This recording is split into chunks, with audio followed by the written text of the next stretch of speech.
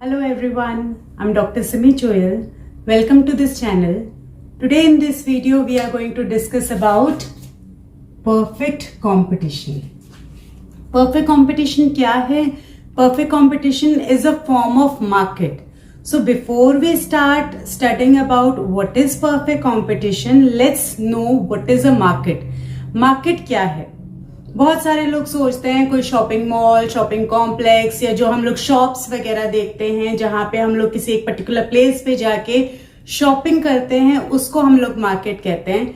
That is definitely a form of market या एक उसको हम पार्ट ऑफ मार्केट कह सकते हैं, but that is not the whole definition of market. Market क्या है? मार्केट एक ऐसा अरेंजमेंट है, ऐसा मैकेनिज्म है जहां buyers and sellers they meet for purchasing and selling of products.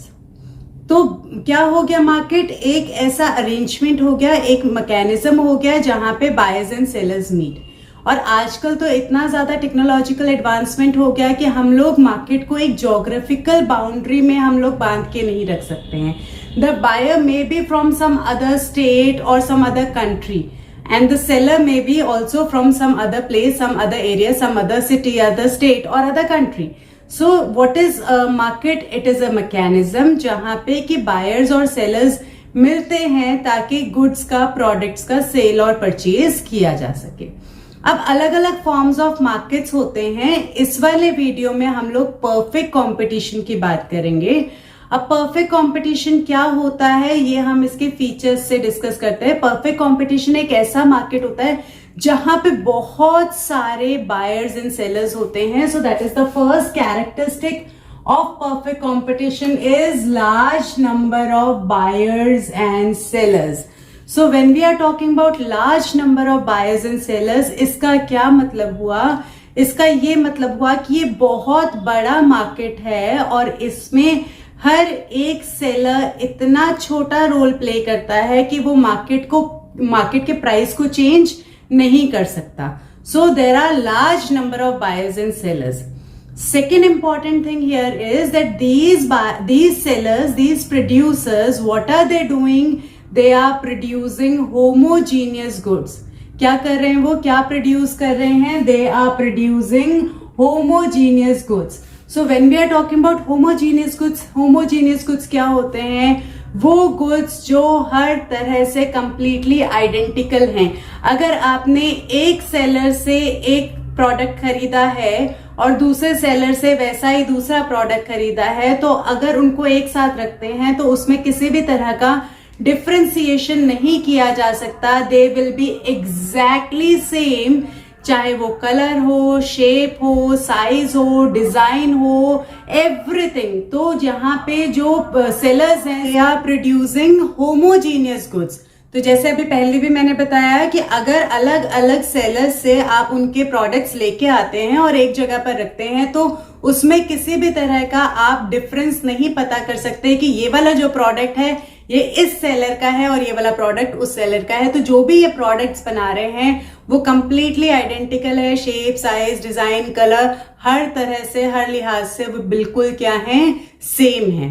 So these sellers, they are doing what? They are producing homogeneous goods.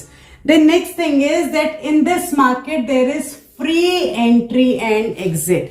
Free entry and exit का मतलब क्या हुआ? पहले हम लोग एंट्री की बात करते हैं कि कई बार कुछ मार्केट्स ऐसे होते हैं जहां पे एंट्री पे कुछ आपको लाइसेंस की रिक्वायरमेंट होती है या आपको कुछ पेटेंट्स की रिक्वायरमेंट होती है, ट्रेडमार्क की रिक्वायरमेंट होती है, या फिर गवर्नमेंट आपको अलाउ नहीं करती, तो वो वहां पे क्या हो गई? रिस्ट्रिक्टेड एंट्री हो गई.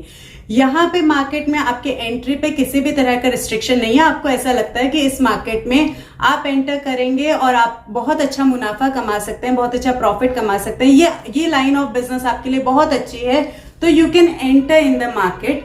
एंड एनी टाइम अगर आपको ऐसा लगता है कि ये जो बिजनेस है आपको प्रॉफिट नहीं दे रहा है, तो ऐसे सिचुएशन में आप कभी भी मार्केट छोड़ के जा सकते हैं.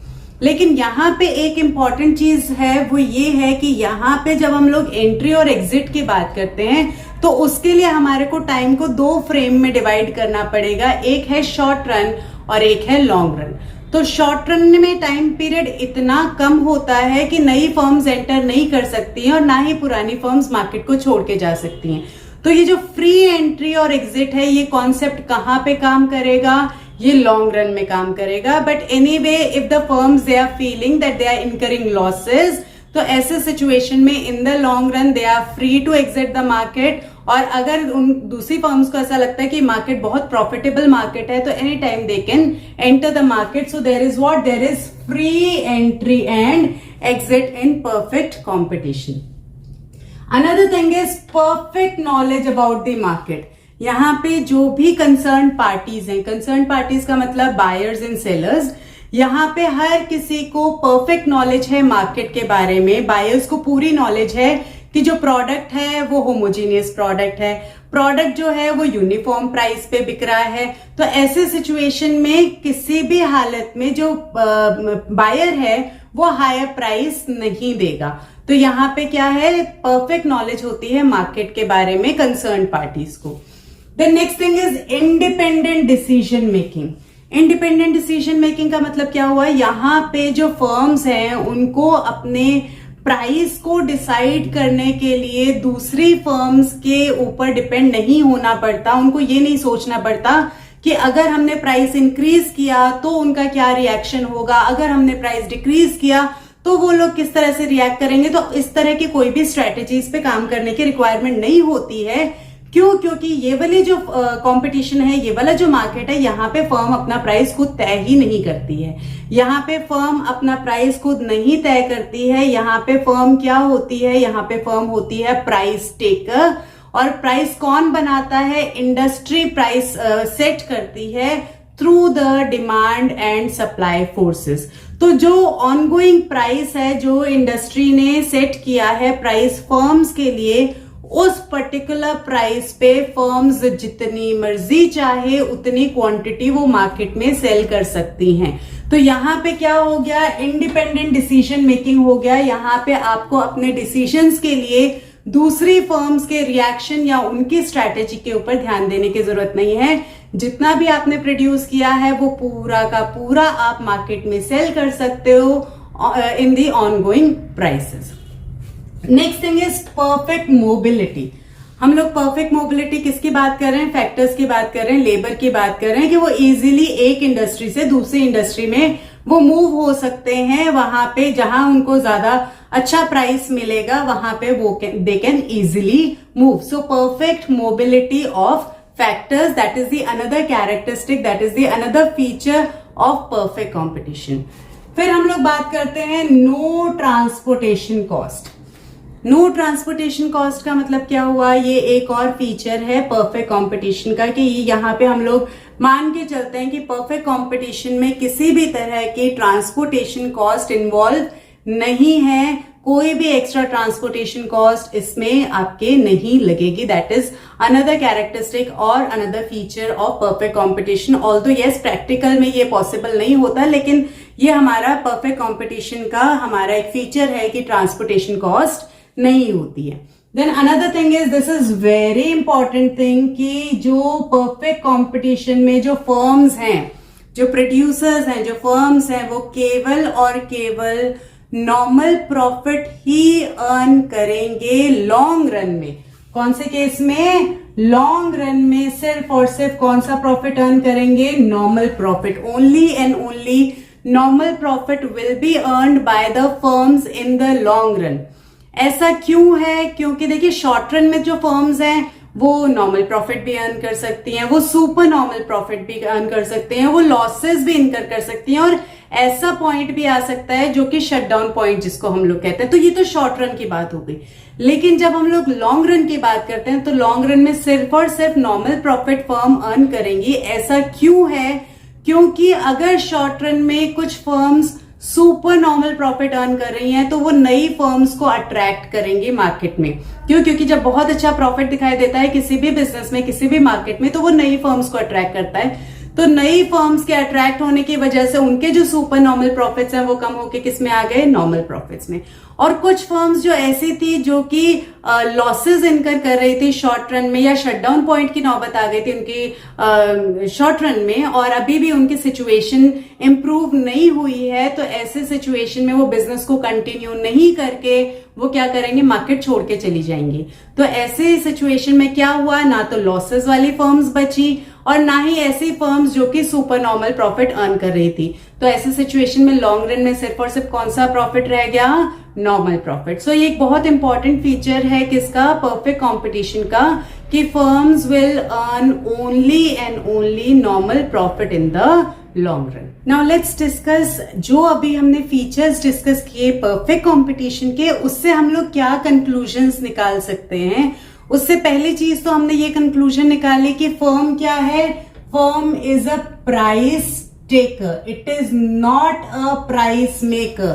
फर्म क्या है, फर्म प्राइस टेकर है, फर्म प्राइस मेकर नहीं है। ऐसा क्यों है, क्योंकि पहली चीज, there are large number of sellers in the market. Second thing is कि जो प्रोडक्ट बनाया जा रहा है वो होमोजीनियस प्रोडक्ट है। और थर्ड थिंग इज कि जो भी बायर्स एंड सेलर्स हैं उनको पूरी नॉलेज है मार्केट के बारे में, प्राइस के बारे में, प्रोडक्ट के बारे में। तो ऐसे सिचुएशन में फर्म्स जो हैं वो अलग प्राइस चार्ज नहीं कर सकती। अगर वो अपना प्राइस थोड़ा सा भी इंक्रीज करती है तो ऐसे सिचुएशन में उनकी डिमांड क्या हो जाएगी, पूरी जीरो हो जाएगी, क्योंकि जो बायर है वो अवेयर है प्राइस के बारे में, वो अवेयर है कि जो प्रोडक्ट्स है कोई भी सेलर बना रहा है वो प्रोडक्ट कंप्लीटली होमोजीनियस है, उसमें किसी भी तरह का डिफरेंशिएशन नहीं है, डिफरेंशिएशन जीरो है। तो ऐसे सिचुएशन में जो बायर है वो रैशनल पर्सन है, तो एक्स्ट्रा पैसा वो नहीं देना चाहेगा। तो अगर फर्म हल्का सा भी प्राइस, अगर माइन्यूटली भी, मार्जिनली भी प्राइस अगर वो अपना इंक्रीज करती है तो उसकी जो डिमांड है वो जीरो हो जाएगी। तो इसलिए फर्म ऐसी कंडीशन में है ही नहीं कि वो अपना प्राइस खुद सेट कर सके।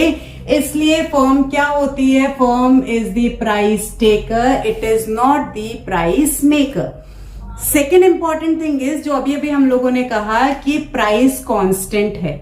अगर प्राइस कांस्टेंट है तो ऐसे सिचुएशन में इसका जो डिमांड कर्व होगा वो परफेक्टली इलास्टिक होगा। परफेक्टली इलास्टिक का मतलब क्या हुआ कि जो डिमांड कर्व है वो हॉरिजॉन्टल रहेगा, किसके, एक्स एक्सेस के लिए रहेगा हॉरिजॉन्टल।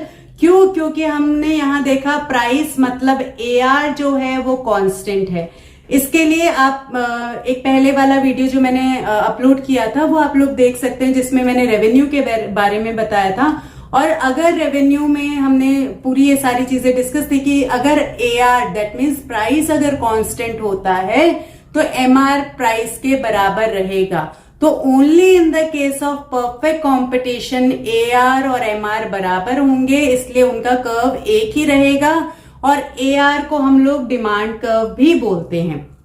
तो हमारा सेकेंड कंक्लूजन क्या निकला कि परफेक्ट कंपटीशन में डिमांड कर्व कैसा रहेगा, परफेक्टली इलास्टिक। डिमांड कर्व क्या रहेगा, परफेक्टली इलास्टिक डिमांड कर्व रहेगा, which is horizontal line parallel to X axis. And third important thing ये जो अभी हम लोगों ने थोड़ी देर पहले डिस्कस की कि लॉन्ग रन में firms will earn only and only normal profits. Short run में अलग अलग सिनेरियोज हो सकते हैं, super normal profit, losses, even the condition of shutdown point.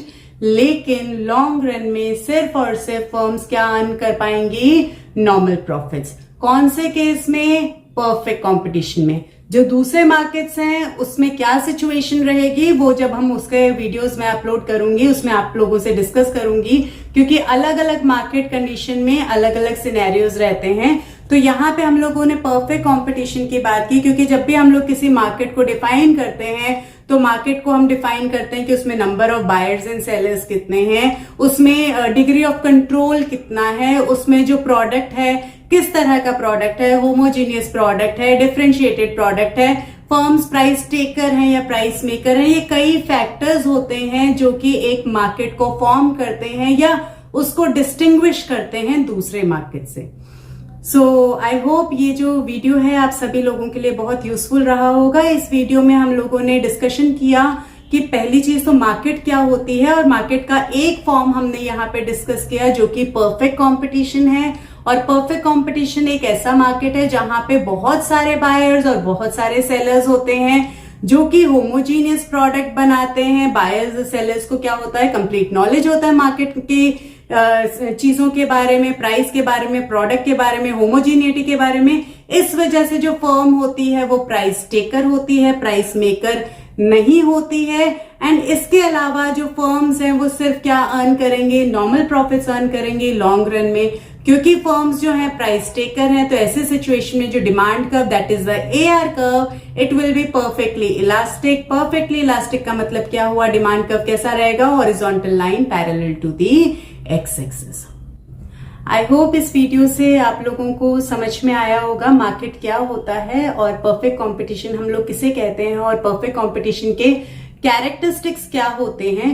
अभी जो आगे एक और वीडियो आएगा उसमें हम लोग डिस्कस करेंगे कि जो प्रोड्यूसर्स इक्विलिब्रियम है वो कैसे डिटरमाइन होता है, और अलग अलग सिनेरियो शॉर्ट रन और लॉन्ग रन के आउटपुट डिटर्मिनेशन के हम लोग उसमें डिस्कस करेंगे। ये वीडियो अगर आपको अच्छा लगा तो आप लाइक कीजिए, अभी तक अगर सब्सक्राइब नहीं किया है तो सब्सक्राइब कीजिए, एंड ज्यादा से ज्यादा शेयर कीजिए। Thank you.